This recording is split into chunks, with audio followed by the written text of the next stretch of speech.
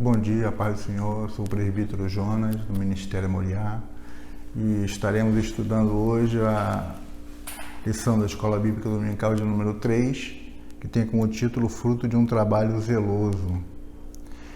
O textuário diz assim: assim nós, sendo-vos tão afeiçoados de boa vontade, quiséramos comunicar-vos não somente o Evangelho de Deus, mas ainda a nossa própria alma, porquanto nos éres muito queridos. Esse texto se encontra em 1 Tessalonicenses, capítulo 2, versículo 8.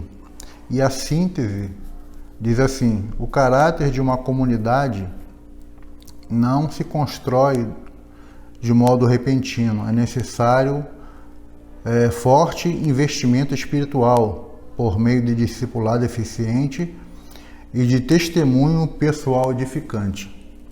Paulo preocupava-se não apenas em pregar a palavra de Deus para a salvação daqueles que ouviam, mas também em demonstrar como deve se portar o verdadeiro cristão, verdadeiro servo de Deus. Seu testemunho era inquestionável diante daqueles que ouviam, e a Bíblia também nos relata que até os espíritos malignos deram testemunho de quem era Paulo. Essa passagem nós podemos encontrar em Atos capítulo 19, versículo 13 até o 15. Você pode até verificar depois, com mais calma. Bom, nós estaremos estudando essa referência a nosso estudo. Ela se encontra em 1 Tessalonicenses, capítulo 2, do versículo 1 ao 12, que é o texto bíblico. Eu não vou ler por causa do tempo, mas você pode acompanhar depois com mais calma, ler devagarzinho e meditar nessa passagem. Paulo era um exemplo para aquela comunidade. Uma das questões que se sobressai tanto no primeiro como na segunda epístola é o caráter do apóstolo. Sua integridade, sinceridade, amabilidade, sendo merecedor de honra e privilégio entre os tessalonicenses, por ser o orientador espiritual da comunidade, em virtude do risco de morte que o apóstolo Paulo muitas das vezes se arriscou para pregar o Evangelho e enfrentou. Este não usufruiu de nenhum benefício, antes trabalhou incessantemente para não ser pesado a ninguém naquela localidade.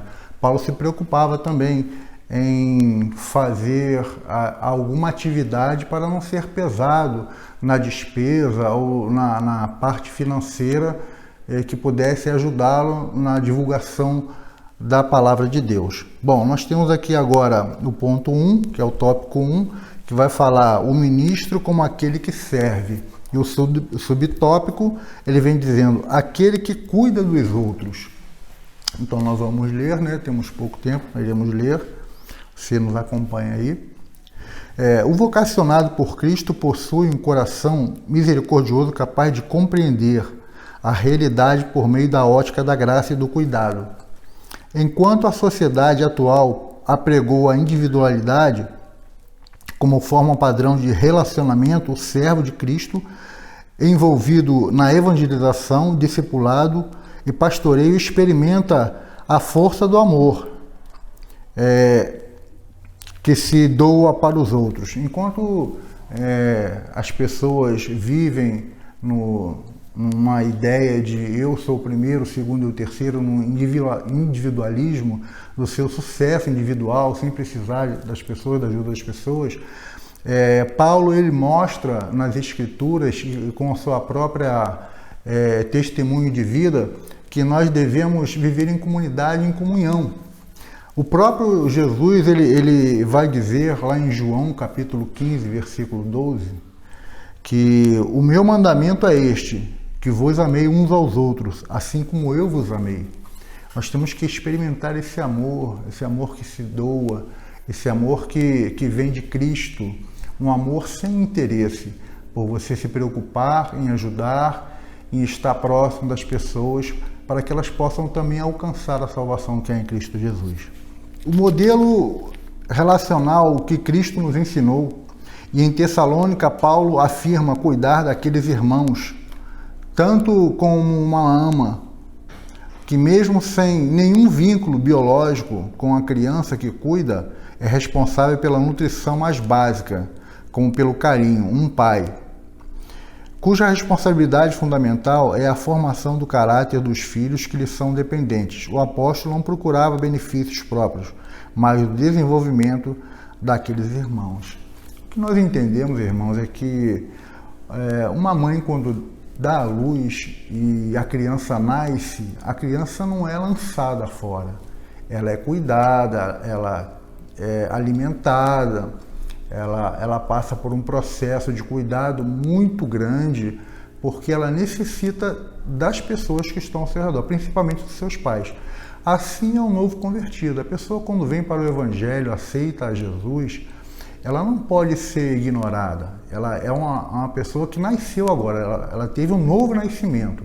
Ela foi gerada pelo Espírito Santo, pela Palavra de Deus, ela nasceu, mas ela necessita de cuidado, de discipulado, ela vai aprender uma nova vida, como se portar agora diante das pessoas e do mundo. Até porque a pessoa que nasce de novo, ela vai aprender através da Palavra de Deus, que são as orientações do nosso Deus para o melhor bem-estar nosso, de como Deus espera que nós venhamos a nos comportar diante da sociedade e principalmente diante dele, né? Diante das suas orientações, dos seus ensinamentos, dos seus mandamentos. E tudo isso só é possível através de uma comunidade, da igreja, né? Onde nós aprendemos através da escola dominical, né? Como nos portar e vamos crescendo através do conhecimento. Assim como Paulo disse que a ama, né? Que cuida de uma criança que não é dela, mas ela está sempre ali acompanhando de perto, amando também como um pai. Então, o nosso trabalho como igreja é esse, através dos novos convertidos, nós acompanharmos de perto, ensinarmos, né, os primeiros passos, os primeiros rudimentos, para que ela possa se tornar um adulto sadio, um cristão maduro, né, e possa enfrentar as coisas com naturalidade espiritual, com maturidade espiritual, né? Bom, subtópico 2, aquele que serve mesmo com o perigo de perder a vida. Desde o início do ministério de Paulo entre os tessalonicenses, envolveu um nível de comprometimento tal em que várias ocasiões o apóstolo testemunha que correu risco de vida. A radicalidade deste tipo de vocação pode ser comparada na chamada dos irmãos que fazem o trabalho missionário em outros países, né? Países que não são receptivos ao Evangelho, como a Coreia do Norte, o Vietnã, a China e outros países, né? O próprio Irã. Eles não têm suas vidas por preciosa, mas são capazes de enfrentar vários tipos e níveis de risco para levar a palavra àqueles que ainda não ouviram as boas novas do Evangelho. Então, Paulo ele não tinha por preciosa a sua vida ao pregar o Evangelho. Muitas das vezes Paulo foi preso, muitas das vezes Paulo foi perseguido por amor a Cristo, por amor àquilo que ele acreditava através da fé, e muitas das vezes ele sofreu prisões, foi chicoteado, jogado em masmorra, perseguido de cidade em cidade. Ele passou de perseguidor a ser perseguido, agora pregando o Evangelho. E nós vemos que as boas novas do Evangelho, ela não custou barato, ela tem um preço muito caro por aqueles que anunciam o Evangelho, né? Em muitos lugares não é bem aceito. No nosso país, nós temos a liberdade de ir e vir, de nos expressar, podemos pregar em qualquer lugar a palavra de Deus, mas existem locais que não é possível. Então nós temos que abraçar e aproveitar essa oportunidade que o Senhor nos concede aqui onde nós estamos no nosso país, no Brasil, né? O senso do serviço entre esses obreiros é altíssimo. Para Para eles a vida não faz sentido se não é apresentada como oferta diária diante do altar do Cordeiro de Deus. Este nível de comprometimento com o reino de Deus está numa condição diametralmente oposta ao tipo de vida nabadesca, ou seja, estilo de vida de ostentação, luxuoso. E alguns optam e impõem sobre suas comunidades. O que nós vemos muitas das vezes é que o Evangelho ele não nos é apresentado como um recurso para que venhamos a viver bem financeiramente ou materialmente. Não. A proposta do Evangelho é a salvação da alma, a salvação das vidas, uma vida futura com Cristo Jesus para sempre, eternamente. Se nós vamos viver bem aqui ou não, se nós vamos viver uma vida de luxo ou não, isso vai depender do nosso trabalho, vai depender do nosso esforço, que nada disso nos impede de crescer. Mas a proposta do Evangelho não é enriquecimento, não é uma vida de vitórias materiais, mas sim de vitória espiritual no reino dos céus, né? Porque nós somos súditos do reino dos céus e nós estamos aqui somente de passagem, a nossa pátria não é aqui. Nós estaremos para sempre com Cristo, aonde Ele estiver. E Deus tem revelado isso através da sua palavra, que Cristo ele foi para preparar lugar para nós. E quando esse lugar estiver preparado, Ele virá nos buscar. Então, nós não temos que ter a ideia e viver como se nós nunca vamos sair dessa terra, né? Mas a nossa pátria, ela não é aqui, é a pátria celestial. Aquele que trabalha para não ser pesado a ninguém. Esta talvez é uma das características sociais mais marcantes do ministério de Paulo, né? Paulo, ele fazia de tudo para não ser pesado aos irmãos, às igrejas, no qual ele já havia fundado, e até mesmo no início das pregações, nas suas viagens missionárias, Paulo ele tinha sempre a preocupação de não ser pesado a ninguém, a comunidade. Paulo era fabricante de tendas, né? E a gente pode ver isso em Atos capítulo 18, versículo de 1 a 3, ele era fabricante de tendas, ele tinha esse ofício.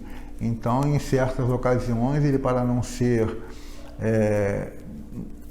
pesado a ninguém, né, não dar despesas a ninguém, ele fazia tendas. Ele tinha os romanos, né, ele tinha os mercadores, e tinham aqueles que também levavam suas mercadorias, os viajantes, todos eles eram interessados em tendas para que pudessem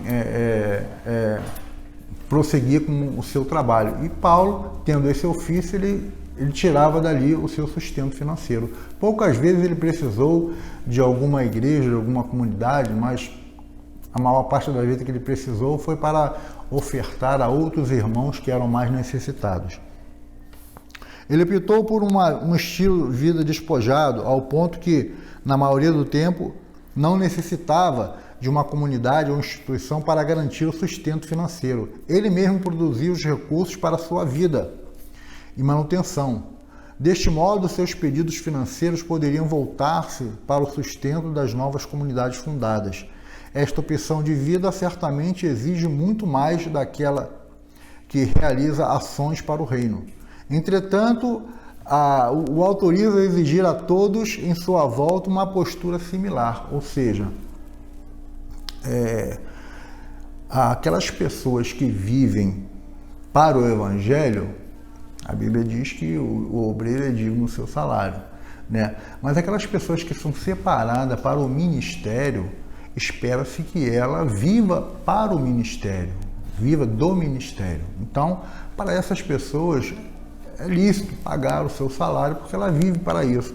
Conta uma história, um pastor contou uma história, que um irmão viu o pastor da sua igreja estudando a palavra de Deus, passou por ele e disse: pastor, está na hora de lazer, né? Aí o pastor respondeu assim: não, estou trabalhando. Aí ele foi embora. Aí no outro dia o pastor estava lá, capinando lá o quintal lá, O irmão passou, pastor, tá trabalhando? Ele falou, não, agora eu estou na minha hora de folga. Então, quer dizer, o trabalho do ministro é apresentar um bom alimento para as suas ovelhas. Então, ele tem que se dedicar às escrituras sagradas, né? Então, para esse ministro, é digno que ele receba o seu salário. Não vai ser pesado, porque ele está dedicando a sua vida, né, ao cumprimento das escrituras sagradas para fazer e apresentar o melhor para a sua comunidade, para as suas ovelhas. O compromisso, tópico 2, é o compromisso com a palavra. Subtópico número 1, a pregação como exposição da verdade. O ministério de Paulo entre os Tessalonicenses foi bem sucedido, porque o foco dele era o anúncio da palavra de Deus. Entretanto, tal tarefa não estava fundada na sabedoria humana, e sim no poder que é próprio da vontade de Deus. Os Tessalonicenses não foram envolvidos em estratégias de retórica ou oratória, mas pelo poder do Evangelho. Infelizmente, a atualidade, em muitas igrejas, perdeu-se a esperança do poder da palavra. Em virtude disso, em muitas celebrações voltadas para o jovem, a liturgia é preenchida com elementos dos mais diversos. Shows de humor, MMA, stand-up, muita música dançante. Que tipo de igreja teremos daqui a alguns anos? Se os cristãos que a compõem não valorizam a Bíblia, nem sequer a conhecem. A exposição da palavra de Deus, onde Paulo pregava, ele tinha por objetivo não agradar aqueles que ele estava pregando. Não, muito pelo contrário. O compromisso de Paulo era em agradar a Deus e falar a verdade. E era a verdade, muitas das vezes, confrontada com os costumes daquelas pessoas, que traziam ela uma realidade, a uma reflexão, no qual o próprio Espírito Santo poderia trabalhar no coração daquelas pessoas que ouviam e transformando assim a sua vida, convencendo as pessoas, porque a Bíblia diz, o próprio Jesus falou, né, que quem convence o mundo, quem convence o homem é o Espírito Santo, né? Que ele vem para convencer da justiça, do pecado e do juízo. Então o próprio Espírito Santo é que se incumbe de convencer o homem à realidade no qual ele está inserido. E essa realidade, ela só era mostrada quando havia um compromisso com a palavra de Deus. Paulo, ele tinha um compromisso em agradar a Deus, em falar a verdade, em falar a genuína palavra de Deus.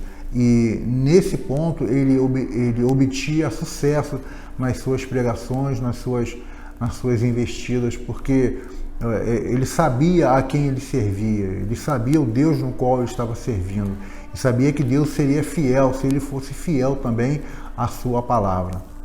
Bom, tópico 2, subtópico 2, a necessidade de honrar a Deus e a sua palavra. A quem procuramos nós agradar quando pregamos o Evangelho? Paulo deixou bem claro àquele jovem igreja que seu compromisso está em agradar o Pai e não a eles.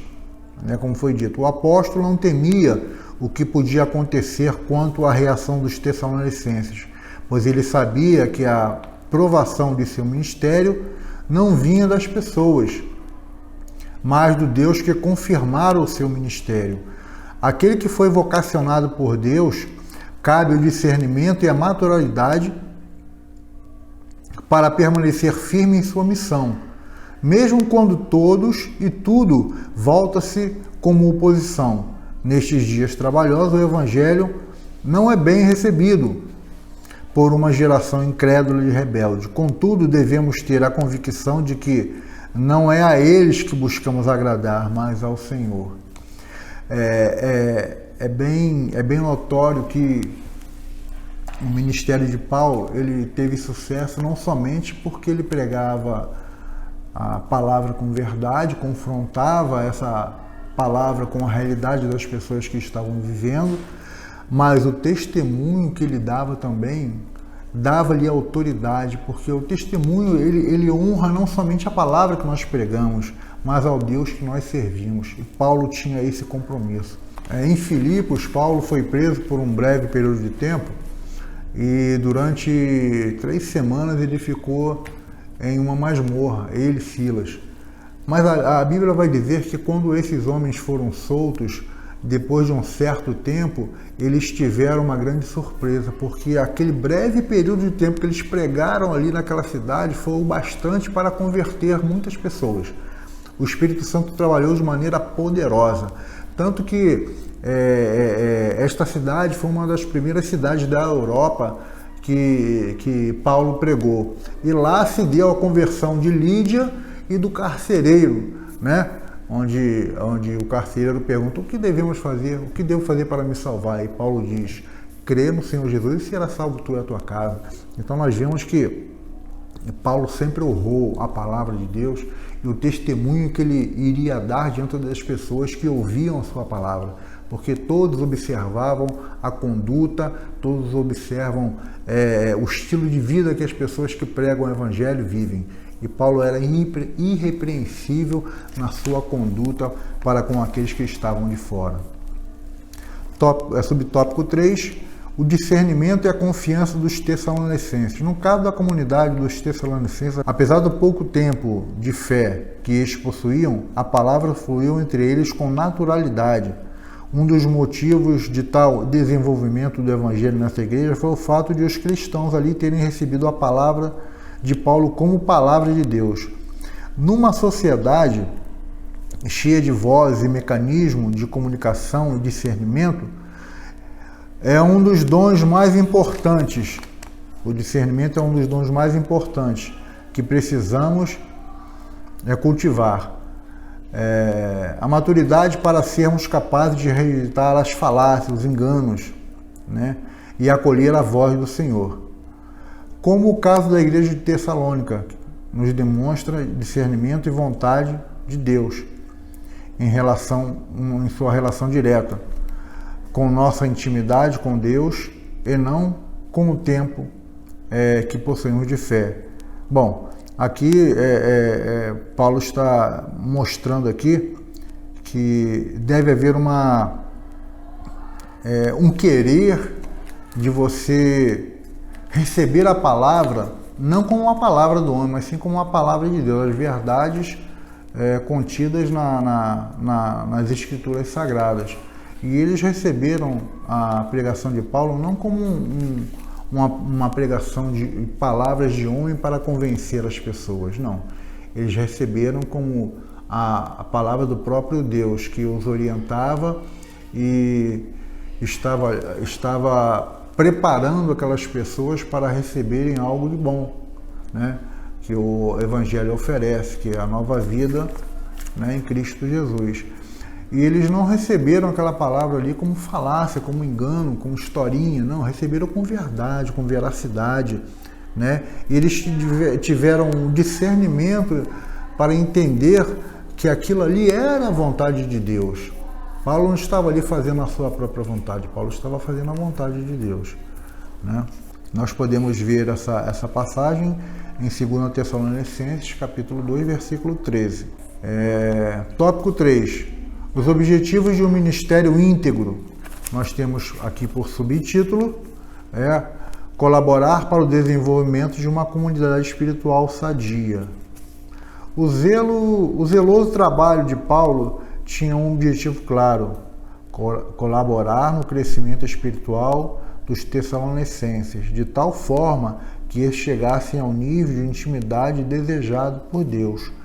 Quando o apóstolo, naquele momento histórico, estava em forte atividade missionária, não tinha qualquer intenção de beneficiar-se de alguma forma através da vida daqueles irmãos. Antes, a finalidade de seus cuidados pastorais era exclusivamente o bem-estar deles. Hoje, cada vez mais na igreja, precisamos de pessoas comprometidas com o crescimento e amadurecimento dos outros. Ou seja, Paulo pregou ali a palavra e eles se converteram, mas Paulo também ensinou aquelas pessoas que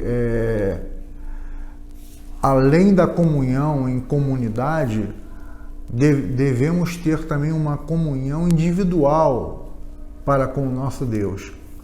É certo que nós vivemos numa comunidade, numa igreja onde todos somos irmãos, nós temos os nossos cultos, onde nós louvamos, adoramos a Deus, ouvimos a palavra de Deus, mas nós temos que ter também o nosso momento de intimidade com o Senhor. Nós temos que ter períodos de oração, de leitura da palavra, para nos achegarmos e conhecermos melhor quem é o nosso Deus e o que Ele espera de nós. Qual é o plano de Deus para a sua vida? Qual é o plano de Deus para a minha vida? Isso eu só vou entender através da leitura da palavra, da meditação da palavra de Deus, através da oração, através de uma vida de intimidade com Deus, de busca da face do Senhor. Quanto mais eu buscar, quanto mais eu me aproximar de Deus, mais intimidade eu terei, mais Ele vai revelar a sua vontade a mim, mais eu vou conhecer quais são os projetos de Deus, os planos de Deus para a minha própria vida e o que Deus espera que eu venha fazer. Quanto mais a gente tem intimidade com Deus, mais seguro nós temos do nosso chamado, do nosso ministério, mais segurança temos para pregar a palavra, nos tornamos ousados, nos tornamos muito mais focados na palavra de Deus, e as coisas do mundo já não nos trazem mais tanto interesse, porque nós agora estamos voltados em buscar o reino de Deus. A próprio Jesus ele nos orienta a buscarmos o reino de Deus em primeiro lugar, porque as demais coisas que nós necessitamos serão acrescentadas, mas em primeiro lugar buscar a face do Senhor. E quando nós buscamos a face do Senhor, estamos em intimidade com o Senhor, nós estamos muito mais realizados do que as coisas materiais poderiam preencher o nosso desejo, né? Subtópico 2, edificação mútua. Um dos resultados mais destacáveis decorrentes do estabelecimento de um ministério sadio é a edificação mútua. É necessário reconhecer, apesar deste não ser o objetivo prioritário da presença de Paulo entre os Tessalonicenses, que o apóstolo foi ricamente abençoado por meio da convivência com aquela igreja. E assim que o reino de Deus se manifesta por meio de uma liderança abençoadora. Todos são enriquecidos pelo poder de Deus, tanto os que ministram como aqueles que são ministrados. Então é interessante, irmão, nós entendermos que a edificação ela é mútua, tanto aqueles que ensinam quanto aqueles que são ensinados, todos os dois se beneficiam. O pastor, quando ele vai pregar uma palavra, ele estuda aquela palavra para ele pregar, ele medita, ele ora, ele jejua, ele pesquisa. Da mesma forma, aquele que vai apresentar um estudo, ele faz a mesma coisa, a mesma prática, ele estuda, ele jejua, ele ora, ele medita, ele pesquisa, ele busca subsídios para apresentar um alimento sólido àqueles que vão receber a palavra de Deus.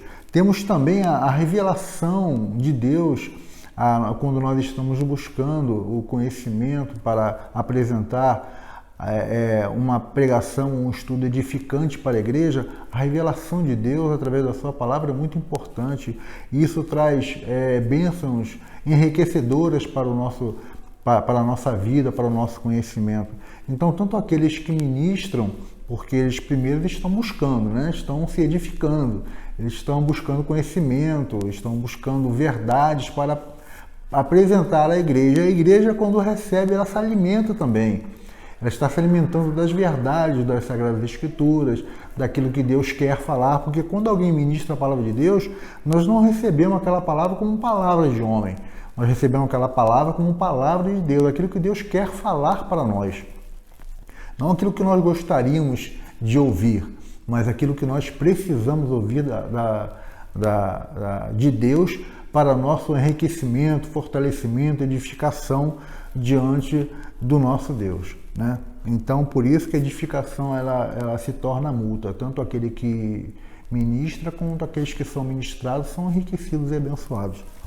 Ponto 3, subtópico 3, denunciar as ações do maligno. É inevitável, a luz sempre desarticula as trevas, né? Nós podemos ver isso em João capítulo 12, versículo 46. Por mais que o foco daquele que faz a obra de Deus com sinceridade não seja esse, mais cedo ou mais tarde, as obras do maligno acabam sendo reveladas através do estabelecimento dos princípios do reino de Deus, né? Foi exatamente isso que ocorreu em Tessalonicenses. Aí você pode até verificar depois com mais calma em 1 Tessalonicenses, capítulo 2, do versículo 14 ao 16. O anúncio do Evangelho foi seguido por uma onda de perseguição promovida por aqueles que, cheios de maldade, não desejavam o desenvolvimento da obra de Deus naquela cidade. A integridade do ministério de Paulo destacava-se positivamente em meio a um contexto de falsos pregadores e profetas de aluguel. Então, quando Paulo chega naquela cidade, prega a palavra com verdade, cumpre-se verdadeiramente aquilo que Jesus falou no livro de Atos, capítulo 26, no versículo 18. Jesus fala assim: para lhes abrir os olhos das trevas e converteres à luz e do poder de Satanás a Deus, a fim de que recebamos a remissão dos pecados e sorte entre os santificados pela fé em mim. Então, todas as vezes que a palavra ela é pregada, ela tem a intenção de mostrar a verdade. Foi o que Jesus falou: conhecereis a verdade e a verdade vos libertará. A única coisa que tem o poder de nos libertar é o conhecimento da verdade, e a verdade nas Escrituras Sagradas. Mas toda vez que as pessoas ouvem a palavra de Deus, ela também tem o poder de trazer à realidade as verdades contidas na sua palavra, na palavra de Deus. E assim o poder das trevas ele acaba sendo denunciado pelas suas práticas erradas, porque a pessoa só comete um erro e fica impune quando ela não tem conhecimento do que é realmente a verdade. Mas quando se prega a palavra de Deus, o Evangelho chega às pessoas, ele chega também com o poder de revelar o reino das trevas, né? Manifestar o reino das trevas, né? O poder do reino das trevas. Então, quando a palavra é confrontada, ela vai surgir o efeito que é descrito pelo próprio apóstolo de Cristo, João, né? O apóstolo João, no capítulo 1 de João, quando ele diz o seguinte: ó, a luz resplandece nas trevas e as trevas não a compreendem. Quando a luz chega, as trevas têm que se dissipar. Quando a verdade chega, a mentira, o engano, ele tem que ser revelado, ele tem que ser manifesto. E assim a verdade prevalece em meio à escuridão, em meio às trevas. A verdade que Paulo trazia liberdade, trazia libertação, trazia transformação às pessoas que ouviam. Esse é o poder do Evangelho. O poder do Evangelho é trazer às pessoas transformação pelas verdades contidas na palavra.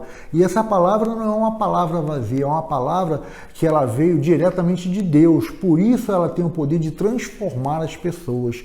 E aquelas pessoas que estavam naquela localidade ali não queriam perder também as suas regalias, né? Porque muitos eram profetas do engano ou pregadores de aluguel, e ali eles tinham também o seu subsídio para a sua sobrevivência.